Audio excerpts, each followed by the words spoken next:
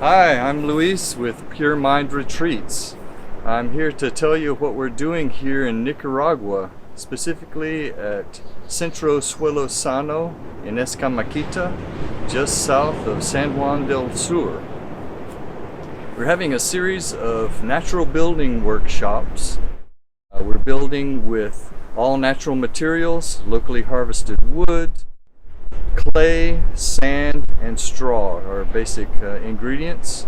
We're showing people how to build with rammed earth or tapia, cob, bajareque or light clay straw, and quinche, which is wattle and daub.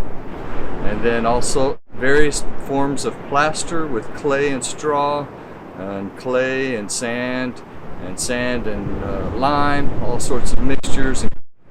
So all of these things we're doing in the next few weeks, in February and March of this year, and there are still openings available. You can join if you like. It's a lot of fun. It's all hands-on, nothing in the classroom, and you can find us and register at puremindretreats.org.